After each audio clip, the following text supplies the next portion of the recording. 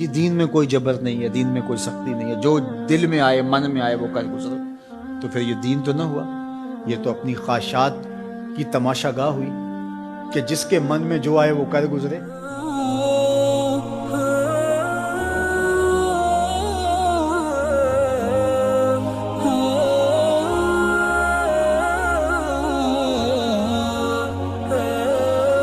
اپنی من مانی اور اپنی خواہش نفس کو ہی دین قرار دے دیا جائے اور کہا جائے کہ جی دین میں کوئی جبر نہیں ہے، دین میں کوئی سختی نہیں ہے، جو دل میں آئے من میں آئے وہ کر گزرو، تو پھر یہ دین تو نہ ہوا، یہ تو اپنی خواہشات کی تماشا گاہ ہوئی کہ جس کے من میں جو آئے وہ کر گزرے۔ یہ تو چھوٹا سا گھر ہو 3 مرلے کا 2 مرلے کا، جھونپڑی ہو، ان جھونپڑیوں کو بھی اصول ہوتے ہیں، ان کے بھی ضابطے ہوتے ہیں۔ یہ 3 مرلے کے 5 مرلے کے سکول بنے ہیں، ان کے بھی ضابطے، ان کے بھی قوانین ہوتے ہیں۔ دیہاتوں کے ضابطے، جنگلوں کے آتے ہیں، جنگل میں کوئی قانون، لیکن جنگل میں بھی کوئی قانون ہوتا ہے، اس میں بھی کوئی ضابطہ ہوتا ہے۔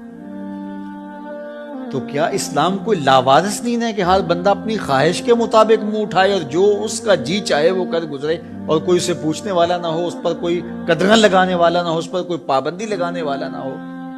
یہ کوئی لاوارث دین ہے؟ اس دین کی بنیادوں میں صحابہ اور اہل بیت کا خون ہے، خود رسالت مآب کا خون ہے اس کی بنیاد، تو یہ کوئی لاوارث دین نہیں ہے۔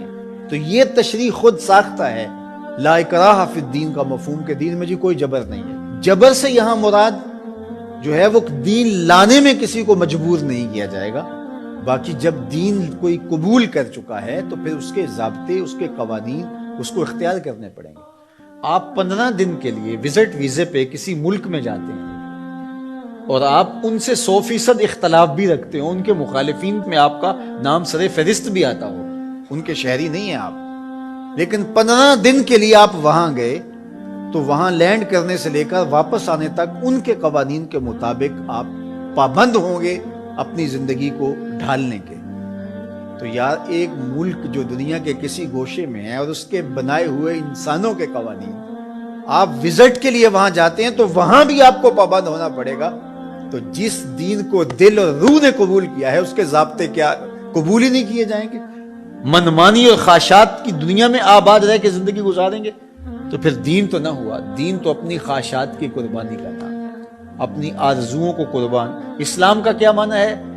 گردن نہادن، فارسی میں تسلیم کردن، سر تسلیم خم کر دینے کو اسلام کہتے ہیں۔ اسلام ماننے کا نام ہے۔ اسلام کے جو احکامات ہیں، ہمارے نفس پہ شاک بھی ہوں گے، ظاہر ہے کہ بہت ساری چیزیں ہوتی ہیں نفس پہ شاک ہوتی ہیں، لیکن جو قوانین اور ضابطے دیے جاتے ہیں اس کے جو انتہائی فوائد ہیں ان پہ نظر رکھی جاتی ہے۔ آپ بچے چھوڑنے جا رہے ہیں اسکول میں اور آپ نے دفتر فیکٹری کہیں پہنچنا بھی ہے تو وہاں آپ کو 60 سیکنڈ کے لیے اشارے پہ رکنا پڑا، تو آپ بڑے بے چین ہیں کہ پہلے ہی تاخیر ہو گئی، اب واپس میں نے آنا بھی ہے اور فیکٹری بھی جانا ہے اور بچے کو بھی اسکول پہ وقت چھوڑنا ہے اور مجھے یہاں 1 منٹ تک رکنا پڑے گا، لیکن آپ کو رکنا پڑے گا، آپ پابند ہیں رکنے کے۔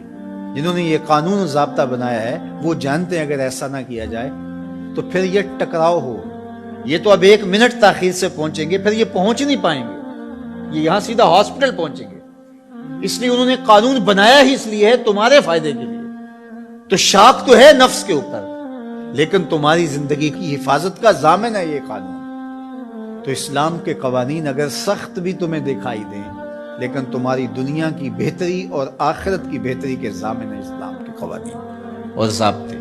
تو ان کے مطابق اپنے آپ کو ڈھال لینا ہی سربلندی اور سرفرازی ہے، اور جو اپنے آپ کو اس کے مطابق نہیں ڈھالتے تو وہ کبھی بھی اسلام کے ثمرات اور اسلام کے فیوز و برکات سے کبھی بھی مالا مال نہیں ہو سکتے۔ تو ایک پہلو یہ ذہن میں رکھیے گا کہ اس کا یہ مفہوم کہ دین میں سختی نہیں ہے۔ باقی اس کا یہ مطلب ہی نہیں ہے کہ دین کو لوگوں تک پہنچانے کے لیے آپ کے اندر تڑپ ہی موجود نہ ہو کہ ٹھیک ہے اسلام ایک سچا دین ہے، جو مرضی قبول کر لے، جو مرضی نہ قبول کرے۔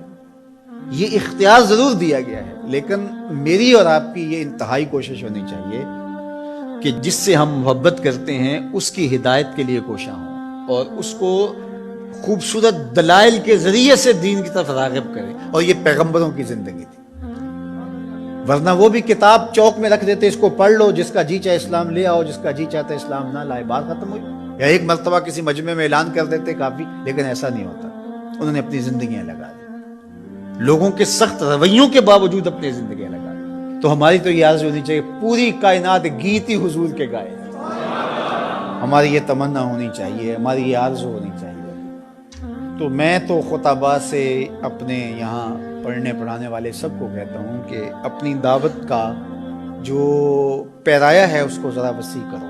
آپ اس انداز سے دین کی بات کرو کہ تمہاری بات دنیا کے تمام طبقات کو قابل قبول ہو. اور انشاءاللہ وہ وقت آئے گا، صحیح حدیث میں لکھا ہے، طے شدہ امر ہے کہ ایک وقت آئے گا کہ پوری دنیا کے اوپر جھنڈا صرف میرے حضور کا ہوگا. پوری دنیا کے اوپر ہم نہ دیکھ سکے تو ہماری نسلیں ضرور دیکھیں گی انشاءاللہ. اور وہ وقت آ کے رہے گا اور وہ شانیں ظہور پذیر ہوں گی اور گلی گلی حضور کے نام کا چراغاں ہوگا اور حضور کی عظمتوں کے پھرے لے گئے.